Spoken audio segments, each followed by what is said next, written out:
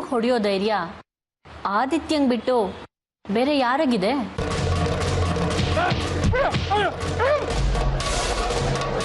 ಇನ್ನೊಂದು ಸಲ ಸಾಕ್ಷಿನ ಮೀಟ್ ಮಾಡೋದಾಗ್ಲಿ ಅವಳನ್ನ ಮಾತಾಡ್ಸೋದಾಗ್ಲಿ ನಂಗೆ ಗೊತ್ತಾದ್ರೆ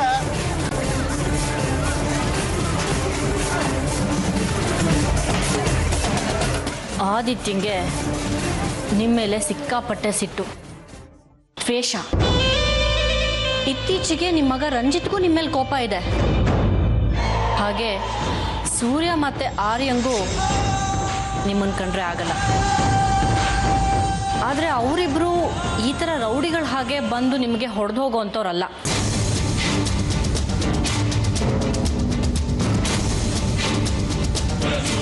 ಸಾಕ್ಷಿ ತಂಟೆಗೆ ಬರಬೇಡ, ಅವಳ ವಿಷಯಕ್ಕೆ ತಲೆ ಹಾಕಬೇಡ ಅಂತ ಹೇಳಿ ಹೀಗೆ ಮುಖ ಮೂತಿ ಒಡೆದು ಹೋಗಿರೋದು ಆದಿತ್ಯನೇ.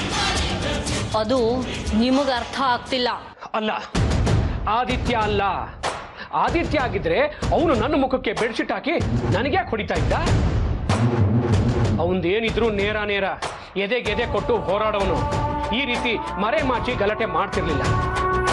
ಅದು ಅಲ್ಲದೆ ರಂಜಿತ್ ಮೇಲೆ ಸಾಕ್ಷಿ ಮೇಲೆ ಅವನಿಗೆ ಕೋಪ ಇದೆ. ಅವರಿಬ್ಬರಿಗೆ ಏನಾದ್ರೂ ನನಗೇನು ಅಂತ ಹಾಯಾಗಿರೋನು. ಅಂತದ್ರಲ್ಲಿ ಸಾಕ್ಷಿ ಹೆಸರು ಹೇಳ್ಕೊಂಡು ನನಗ್ಯಾಕೆ ಬಂದು ಹೊಡಿತಾನೆ?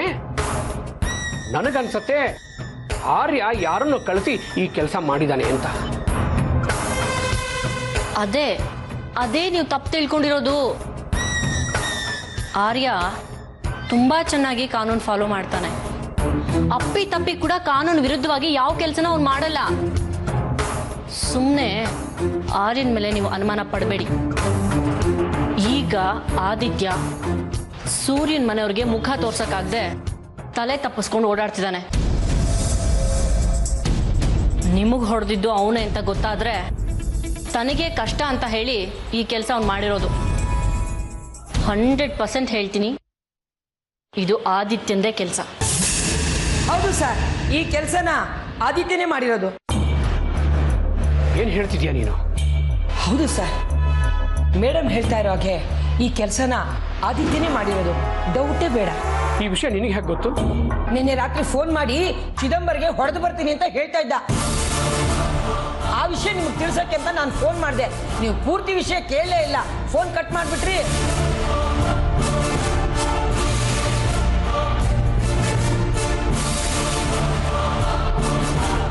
ನಿಮಗೆ ಎಷ್ಟು ಜನ ಸುಪಾರಿ ಕಿಲ್ಲರ್ಗಳು ಗೊತ್ತು? ಅವ್ರಿಗೆ ಹೇಳಿ ಆದಿತ್ಯನ ಎತ್ತಿಸ್ಬಿಡಿ. ಯಾರಿಗೂ ತೊಂದರೆ ಇರೋದಿಲ್ಲ. ಸೂರ್ಯನ ಮನೆಯವ್ರ ಮೇಲೆ ಸೇಡ್ ತೀರಿಸ್ಕೊಳ್ಳೋದಕ್ಕೆ ನಮಗಿನ್ನೂ ಸುಲಭ ಆಗುತ್ತೆ.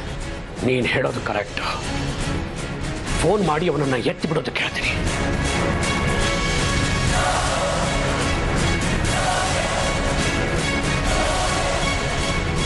ಅವನು ಅಷ್ಟು ಸುಲಭವಾಗಿ ಸತ್ರೆ ನನ್ನ ಎದೆಯಲ್ಲಿ ಉರಿತಿರೋ ದ್ವೇಷದ ಬೆಂಕಿಗೆ ಸಮಾಧಾನ ಆಗಲ್ಲ.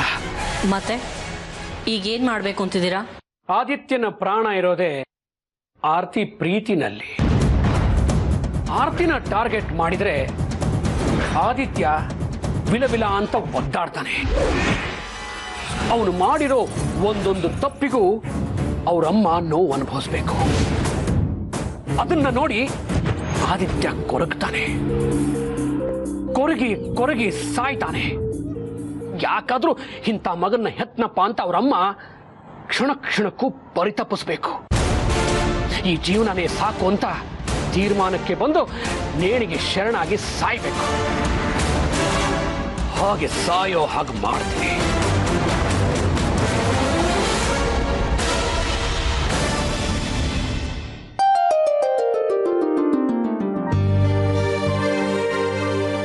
ಶೋಭಾ, ಶೋಭಾ, ಕಾಫಿ ಕೊಡು ಶೋಭಾ. ಶೋಭಾ, ಕಾಫಿ.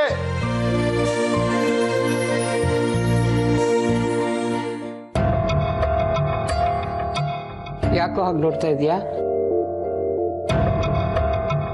ಅಲ್ಲ, ನಿನ್ನೆ ಮನೆಗೆ ಬರಲ್ಲ ಅಂತ ಭೀಷ್ಮ ಪ್ರತಿಜ್ಞೆ ಮಾಡಿ ಹೋಗಿದ್ದೆ. ಯಾಕೆ ರಾತ್ರಿ ಆಗ್ತಾ ಅದೆಲ್ಲ ಮರ್ತೋಗ್ಬಿಡ್ತಾ ನಿನ್ಗೆ? ನಾನು ಹೋಗ್ತಾನೆ ಇದ್ದೆ, ಆದ್ರೆ ನಿನ್ನ ಒಬ್ಳೆ ಬಿಟ್ಟು ಹೋಗಕ್ಕೆ ನನಗೆ ಮನಸ್ಸೇ ಬರಲಿಲ್ಲ ಶೋಭಾ. ಓಹೋ ಏನೋ ಇಷ್ಟು ವರ್ಷ ನೀನೇ ನಾನು ನೋಡ್ಕೊಂಡ ಹಾಗೆ ಅಷ್ಟೊಂದು ಕಾಳಜಿ ಇದೆಯೇನೋ ನನ್ನ ಮೇಲೆ? ಇದೇನು ಶೋಭಾ ಈಗ ಹೇಳ್ತಿದ್ಯಲ್ಲ? ನೀನು ನನ್ನ ಅಜ್ಜಿ, ನಾನು ನಿನ್ನ ಮೊಮ್ಮಗ, ನಿನ್ನ ನೋಡ್ಕೊಂಡು ನನ್ನ ಕರ್ತವ್ಯ ತಾನೆ. ಅದು ಸರಿ, ನಿನ್ನೆ ರಾತ್ರಿ ತುಂಬಾ ಲೇಟಾಗಿ ಮನೆಗೆ ಬಂದ್ಯಲ್ಲ, ಎಲ್ಲೋಗಿದ್ದೆ? ಅದು ಒಂದು ಆಟೋದು ಡೆಂಟ್ ತೆಗಿಬೇಕಾಯ್ತು, ಅದಕ್ಕೆ ಲೇಟ್ ಆಯ್ತು ಶೋಭಾ. ನಿಜ ಹೇಳ್ತಿದ್ದೆ ತಾನೆ? ಹೌದು ಶೋಭಾ, ದೇವರಣಗಳು. ನಿನ್ನನ್ನು ಅದೇನು ನಂಬೋದು ಬಿಡೋದು ನಂಗಂತೂ ಅರ್ಥನೇ ಆಗಲ್ಲ. ಯಾರ ಹತ್ರನೂ ಜಗಳ ಗಿಗಳ ಮಾಡ್ಕೊಂಡು ಬಂದಿಲ್ಲ ತಾನೆ? ಏನ್ ಶೋಭಾ ನೀನು, ನನ್ನ ಮೇಲೆ ನಿನಗೆ ನಂಬಿಕೆ ಅಲ್ವಾ? ಈ ಆದಿ ಇವಾಗ ಗಲಾಟೆ ಎಲ್ಲ ಬಿಟ್ಟು ಡೀಸೆಂಟ್ ಆಗಿದೆ ಅಂತ ಗೊತ್ತಿದೆ ತಾನೆ? ಗೊತ್ತಿದ್ದು ಕೇಳ್ತಿಲ್ಲ ನೀನು. ಆಯ್ತು, ನಾನು ಹೋಗಿ ಸ್ನಾನ ಮಾಡ್ತೀನಿ, ಬೇಗ ತಿಂಡಿ ರೆಡಿ ಮಾಡು, ಸರಿನಾ?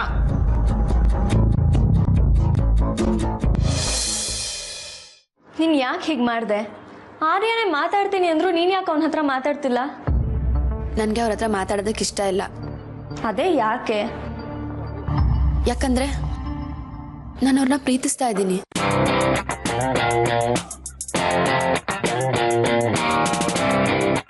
ನೀನು ಆರ್ಯನ ಪ್ರೀತಿಸ್ತಿದ್ಯಾ? ಮತ್ತೆ ಅವನ ಹತ್ರ ಯಾಕೆ ಮಾತಾಡ್ತಿಲ್ಲ? ನಾನು ಅವ್ರನ್ನ ಪ್ರೀತಿಸ್ಬಿಟ್ರೆ ಸಾಕ? ಅವ್ರು ನನ್ನ ಪ್ರೀತಿಸೋದು ಬೇಡ್ವಾ? ಅವ್ರಿಗೆ ನಾನು ಅಂದ್ರೇನೆ ಇಷ್ಟ ಇಲ್ಲ.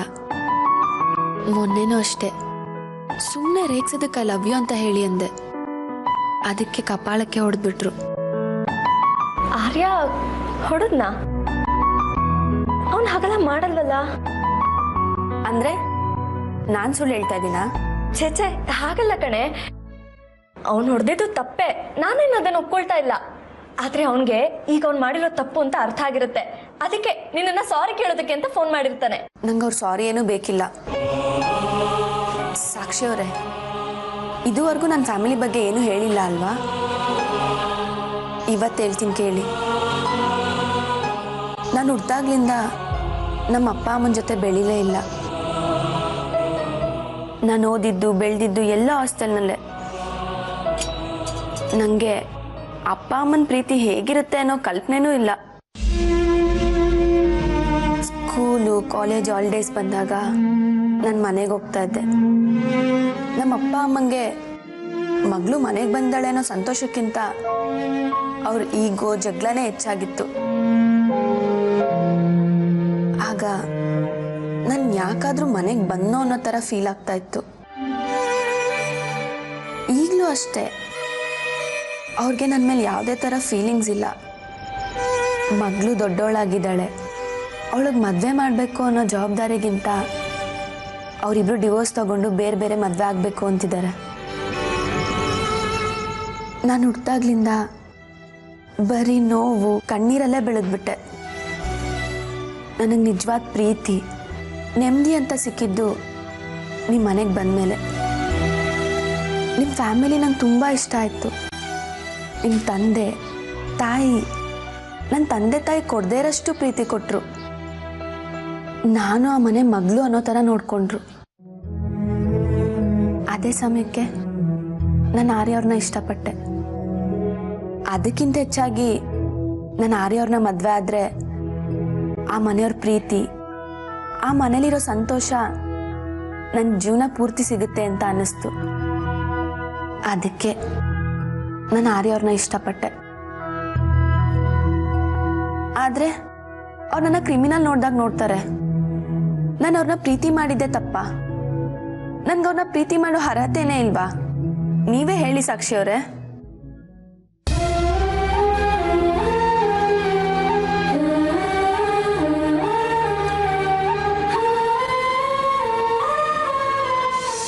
ಆರ್ತಿ, ಹೇಗಿದೆಯೇ? ಚೆನ್ನಾಗಿದೆಯಾ? ಅಮ್ಮ, ಆದಿತ್ಯ ಮಲೇಷ್ಯಾದಲ್ಲಿರೋ ಫೋಟೋ ನೋಡಿದ್ಮೇಲಂತೂ ನನಗೆ ತುಂಬ ಸಮಾಧಾನ ಅನಿಸ್ತಾ ಇದೆ. ನೀನು ಖುಷಿಯಾಗಿದೆಯಾ ಅಂತ ನನಗೆ ಎಷ್ಟು ಸಂತೋಷ ಆಗ್ತಿದೆ ಗೊತ್ತಾ? ನೀನು ಯಾವಾಗಲೂ ಹೀಗೆ ನಗ್ನಗ್ತಾ ಇರಬೇಕು. ಅಮ್ಮ, ಹಾಗೆ ನಿಮ್ಗೆ ಇನ್ನೊಂದು ಸಂತೋಷದ ವಿಷಯ, ನಾನು ಸೂರ್ಯರು ಮಲೇಷ್ಯಾಗೆ ಹೋಗೋಣ ಅಂತ ಅನ್ಕೊಂಡಿದ್ದೀವಿ.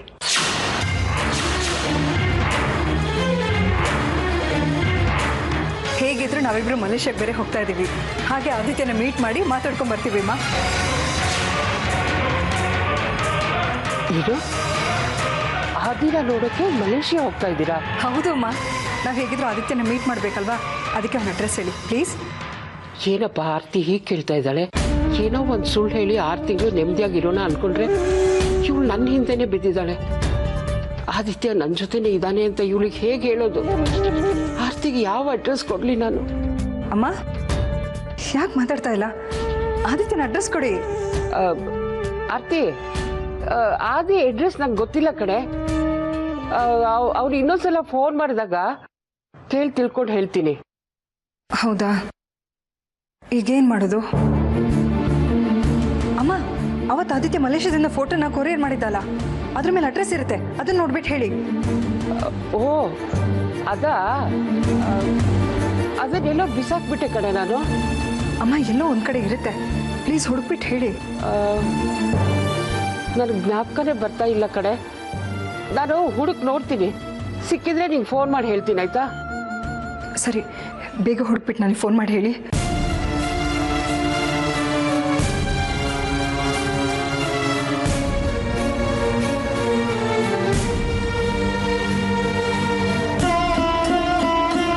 ಹೇಳಿ ಶೋಭಮ್ಮ. ಸೂರ್ಯ, ನೀವೀಗ ಎಲ್ಲಿದ್ದೀರಾ? ನಾನು ಮನೇಲೇ ಇದ್ದೀನಿ. ಯಾಕೆ ಕಾಬರಲ್ಲಿದ್ದೀರಾ? ಏನಾಯ್ತು? ಆರ್ತಿ ಈಗ ತಾನೇ ಫೋನ್ ಮಾಡಿದ್ಲು, ನಾವು ಮಲೇಷ್ಯಾಕ್ಕೆ ಹೋಗ್ತಾ ಇದ್ದೀವಿ, ಆದಿ ಅಡ್ರೆಸ್ ಕೊಡಿ ಅಂತ. ನಂಗೆ ಏನು ಮಾಡಬೇಕು ಅಂತಾನೆ ಗೊತ್ತಾಗ್ಲಿಲ್ಲ ಸೂರ್ಯ. ಅಯ್ಯೋ, ನಂದು ಅದೇ ಕತೆ ಆಗಿದೆ. ಆದಿ ಮಲೇಷ್ಯಾದಿದ್ದಾನೆ ಅಂತ ಸುಳ್ಳು ಹೇಳಿ ನಾವೇ ಸಿಕ್ಕಾಕೊಂಡಿದ್ದೀವಿ. ಏನು ಮಾಡಬೇಕು ಅಂತ ಗೊತ್ತಾಗ್ತಿಲ್ಲ. ಸೂರ್ಯ ಅವರೇ,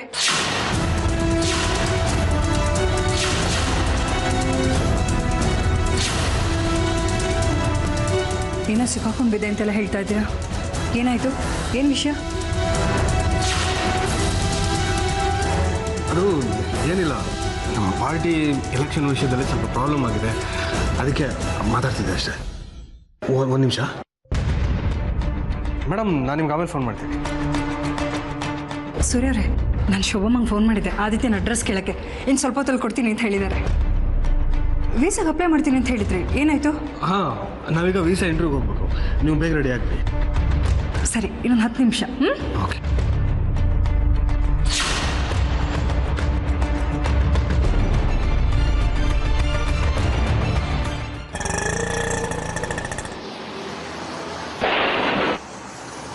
ಯಾವನವರು ಕಣ್ಕಾಲ್ವಾ?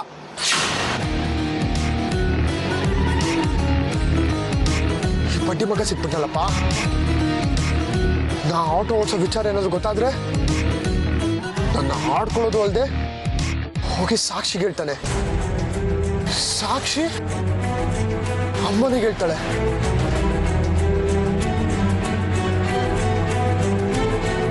ನನಗ್ ಕಾಣಿಸುತ್ತೆ, ನೀನ್ ನೋಡ್ಕೊಂಡ್ ಬ್ರೇಕ್ ಹೊಡೆಯಲೇ. ಯಾವ ಗಾಡಿ ಓಡಿಸೋದ್ ಕಳೆಯಲೇ, ಸುಮ್ಮನೆ ಎತ್ಕೊಂಡ್ ಬಂದ್ಬಿಡ್ತಾರೆ ರೋಡ್ಗೆ. ಹೌದಾ? ಬಂದೇ ಇರು, ತೋರಿಸ್ತೀನಿ.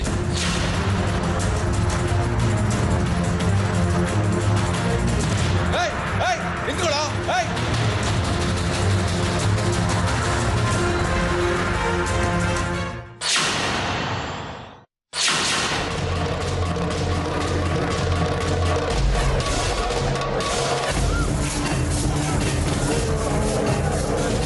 ಸೂರ್ಯ, ಸೂರ್ಯ, ಒಳಗೇನೋ ಮಾಡ್ತಿದ್ಯಾ? ಬಾರೋ ಹೊರಗೆ. ಹೇ ಸೂರ್ಯ. ಏಯ್, ಇಲ್ಲಿಗೆ ಯಾಕೋ ಬಂದಿದ್ಯಾ? ನನ್ನ ಮನೆಗೆ ಬಂದು ನಾಯಿ ಬೊಗಳದಂಗೆ ಬೊಗಳ್ತಾ ಇದೆಯಾ? ಏನಾಗಿದೆ ನಿಂಗೆ? ಎಲ್ಲೋ ಕುಡಿದು ಬಿದ್ದು ಗಾಯ ಮಾಡ್ಕೊಂಡಿದ್ಯಾ? ಹೋಗಿ ಹಾಸ್ಪಿಟ್ಲಿಗೆ ಅಡ್ಮಿಟ್ ಆಗೋ. ಡ್ಯಾಡ್, ನೋಡಿದ್ರೆ ಗೊತ್ತಾಗಲ್ವಾ? ಯಾವ್ದೋ ಹುಚ್ಚು ನಾಯಿ ಕಚ್ಚಿದೆ ಅನ್ಸುತ್ತೆ, ಅದಕ್ಕೆ ಮನೆ ಮುಂದೆ ಹುಚ್ಚಾಗಿ ಆಡ್ತಿದ್ದಾನೆ. ಹಾ, ನನಗೆ ಹುಚ್ಚು ನಾಯಿನೇ ಕಚ್ಚಿರೋದು. ಅದು ನೀನ್ ಸಾಕಿರೋ ಬೀದಿ ನಾಯಿ. ಈಗ ನಿಜವಾಗ್ಲೂ ಗೊತ್ತಾಗತ್ತೆ ಯಾರಿಗೆ ಹುಚ್ಚು ಹಿಡಿಯತ್ತೆ, ಯಾರಿಗೆ ಹುಚ್ಚು ಬಿಡತ್ತೆ ಅಂತ.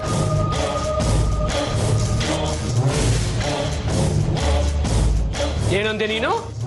ಆಸ್ಪತ್ರೆಗೆ ಹೋಗದೆ ಇಲ್ಲಿಗೆ ಯಾಕೆ ಬಂದೆ ಅಂತನಾ? ಹೋಗ್ತೀನಿ, ಆದ್ರೆ ನಾನು ಹೋಗೋಕ್ ಮುಂಚೆ ನಿಮಗೆಲ್ರಿಗೂ ಸ್ಮಶಾನದ ದಾರಿ ತೋರ್ಸೇ ಹೋಗ್ತೀನಿ.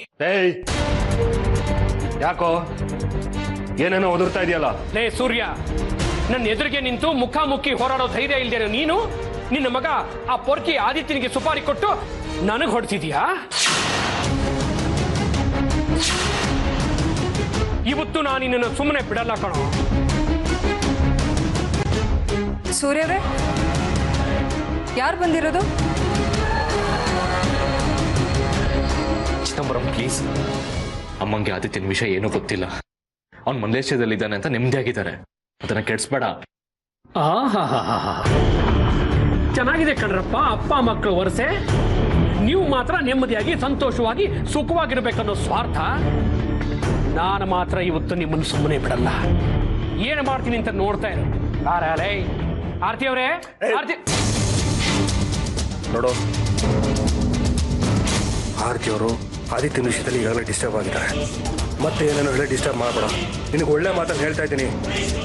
ನೀನು ಏನೇ ಹೇಳು, ಇವತ್ತು ಮಾತ್ರ ಆರತಿಗೆ ಆದಿತ್ಯನ ವಿಷಯ ಹೇಳಿ ನಿಮ್ಮೆಲ್ಲರ ನೆಮ್ಮದಿ ಹಾಳು ಮಾಡಿ ಇಲ್ಲಿಂದ ಹೋಗೋದು. ಚಿದಂಬರಂ ಪ್ಲೀಸ್, ನಿನ್ನ ಕೈ ಮುಗ್ದು ಕೇಳ್ಕೊಳ್ತೀನಿ, ಅಮ್ಮ ನೆಮ್ಮದಿಗೆ ಮುಳ್ಳಾಗ್ಬೇಡ. ಒಬ್ಬ ಇನ್ಸ್ಪೆಕ್ಟರ್ ಆಗಿ ಈ ರೀತಿ ಕೇಳ್ಕೊಳ್ಳೋದಕ್ಕೆ ನಾಚಿಕೆ ಆಗಲ್ವಾ ನಿನಗೆ? ನಾನು ಪೊಲೀಸ್ ಆಗೋಕ್ಕಿಂತ ಮುಂಚೆ ಅವ್ರು ನನಗೆ ತಾಯಿ ಆದವರು. ತಾಯಿ ಬಗ್ಗೆ ಫಸ್ಟ್ ಯೋಚನೆ ಮಾಡೋದು ನನ್ನ ಮೊದಲನೇ ಕರ್ತವ್ಯ. ಅದಕ್ಕೆ ನಾನು ಕೈ ಮುಗ್ದು ಕೇಳ್ಕೊಳ್ತಿದ್ದೀನಿ ಹೊರತು ಕೈಲಾಗ್ದೆ ಅಲ್ಲ. ನಾನು ಮನ್ಸು ಮಾಡಿದ್ರೆ ಈಗಲೇ ನೀನು ಒದ್ದೊಳಗಾಕ್ಬೋದು. ಅದಕ್ಕೆ ಅವಕಾಶ ಮಾಡ್ಕೊಡ್ಬೇಡ ಚಿದಂಬರಂ. ಅರೆಸ್ಟ್ ಮಾಡ್ತೀಯಾ? ಮಾಡೋ ನೋಡೋಣ. ಮಾಡಲೇ. ಏಯ್, ನನ್ನೇ ಚಾಲೆಂಜ್ ಮಾಡ್ತೀಯಾ? ಒಳಗೆ ಹಾಕಿಲ್ಲ ಅಂತ ನಾನೇ ದುಡುಕ್ಬೇಡ ಆರ್ಯ. ನೋಡು ಚಿದಂಬರಂ, ನಾನೀಗ ಜಗಳ ಮಾಡೋ ಮೂಡ್ನಲ್ಲಿಲ್ಲ. ಒಳ್ಳೆ ಮಾತಲ್ಲಿ ಹೇಳ್ತಾ ಇದ್ದೀನಿ, ಇಲ್ಲಿಂದ ಹೊರಟೋಗೋ. ಇಲ್ಲ ಅಂದ್ರೆ ನಾಳೆ ನಿನಗೆ ತೊಂದರೆ ಆಗುತ್ತೆ. ನನಗೆ ಎಷ್ಟೇ ತೊಂದರೆ ಆದ್ರೂ ಪರವಾಗಿಲ್ಲ, ನಿಮ್ಮಗಳಿಗೆ ತೊಂದರೆ ಕೊಟ್ಟೆ ನಾನು ಇಲ್ಲಿಂದ ಹೋಗೋದು.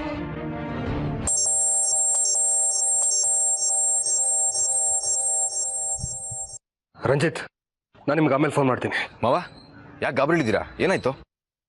ಇಲ್ಲಿ ನಿನ್ನ ತಂದೆ ಚಿದಂಬರಂ ಬಂದು ಬಾಯಿ ಬಂದಾಗ ಮಾತಾಡ್ತಿದ್ದಾನೆ, ಗಲಾಟೆ ಮಾಡ್ತಿದ್ದಾನೆ.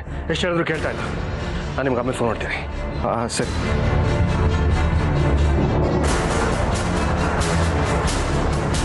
ಇವ್ರೇ ಕಲ್ಲಿಗೆ ಹೋಗಿ ಗಲಾಟೆ ಮಾಡ್ತಿದ್ದಾರೆ. ಏನಾಯ್ತು ಇವ್ರಿಗೆ? ಏನಾದ್ರು ಸೀನ್ ಕ್ರಿಯೇಟ್ ಮಾಡ್ಬಿಡ್ತಾರೋ ಏನೋ.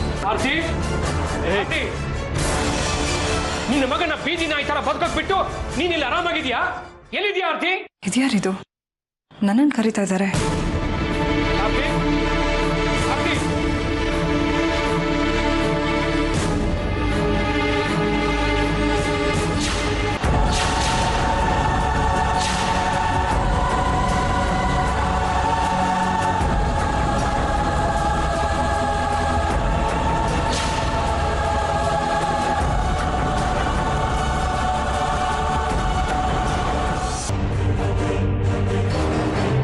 ನೀವ್ಯಾಕ್ರಿ ಇಲ್ಲಿಗೆ ಬಂದ್ರಿ? ನಿನ್ನ ಮಗ ಆದಿತ್ಯನ ಪರಾಕ್ರಮನ ಹೇಳಿ ಹೋಗೋಕ್ ಬಂದಿದ್ದೀನಿ. ಒಳ್ಳೆ ಮಾತಲ್ಲಿ ಇಲ್ಲಿಂದ ಹೋದ್ರೆ ಸರಿ. ಹೋಗಲ್ಲ. ಯಾಕೋ ಹೋಗ್ಬೇಕು? ಈಗ ಆದಿತ್ಯನ ಬಗ್ಗೆ ಏನ್ ಹೇಳ್ಬೇಕು ನೀವು? ಆರ್ತಿ ಅವರೇ, ಈ ಸೂರ್ಯ ಆರ್ಯ ಇಬ್ರು ಮುಚ್ಚಿಟ್ಟಿರೋ ನಿಮ್ಮ ಮಗ ಆದಿತ್ಯನ ವಿಷಯನ ಹೇಳಿ ಹೋಗೋಕ್ ಬಂದಿದ್ದೀನಿ. ನೀವ್ ಹೇಳ್ತಾ ಇರೋದೆಲ್ಲ ಸುಳ್ಳು. ಸೂರ್ಯ ಅವರಾಗ್ಲಿ ಆರ್ಯ ಆಗ್ಲಿ ಇದುವರೆಗೂ ನನ್ಗೆ ಯಾವ ವಿಷಯನೂ ಮುಚ್ಚಿಡ್ಲಿಲ್ಲ. ಹಾಗಂತ ನೀವು ನಂಬ್ಕೊಂಡಿದ್ದೀರಾ? ಇವರಿಬ್ರು ಅಷ್ಟು ಸಾಮಾನ್ಯದವರಲ್ಲ. ನೀವು ನಂಬಿರೋ ಇವರು ನಿಮ್ಮ ಮಗ ಆದಿತ್ಯ ಮಲೇಷ್ಯಾದಲ್ಲಿದ್ದಾನೆ ಅಂತ ಹೇಳಿ ನಿಮ್ಮನ್ನು ನಂಬಿಸಿದ್ದಾರೆ ಅಲ್ವಾ? ನಂಬಿಸಿದ್ದಾರೆ ಅಲ್ಲ, ಆದಿತ್ಯ ಇರೋದು ಮಲೇಷ್ಯಾದಲ್ಲೇ. ಅಯ್ಯೋ ಶಿವನೇ, ನಿಮ್ಮ ಬುದ್ಧಿಗೆ ಏನ್ ಹೇಳಬೇಕೋ ನನಗೆ ಗೊತ್ತಾಗ್ತಿಲ್ಲ. ಪೆದ್ದಿರಿ ನೀವು. ಹೋಗಿ ಹೋಗಿ ಇವ್ರುಗಳ ಮಾತನ್ನ ನಂಬಿದಿರಲ್ಲ, ನಿಮಗಿಂತ ಗತಿ ಬರಬಾರ್ದಾಗಿತ್ತು.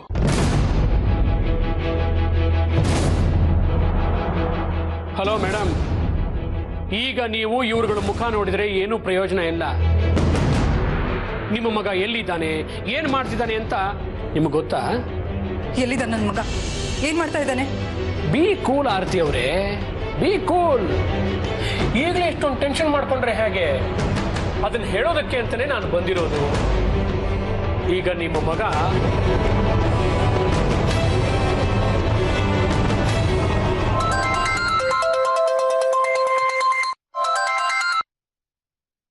ಹಲೋ,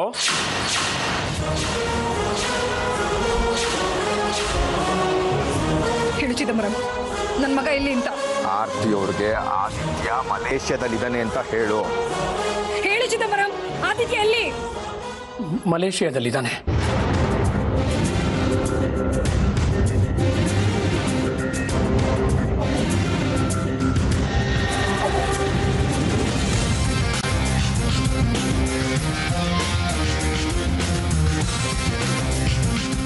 ಮತ್ತು ಸೂರ್ಯ ಅವರು ಮತ್ತು ಆರ್ಯ ಏನು ನನ್ನಿಂದ ಮುಚ್ಚಿಡ್ತಾ ಇದ್ದಾರೆ ಅಂತ ಹೇಳಿದ್ರಿ? ಏನದು? ನೀನು ಅವ್ರಿಗೆ ಏನಾದರೂ ಸುಳ್ಳು ಹೇಳಿ ಅವ್ರ ಹತ್ರ ಕ್ಷಮೆ ಕೇಳಿ ಮನೆಯಿಂದ ಆಚೆ ಬರ್ಬೇಕಿವಾಗ.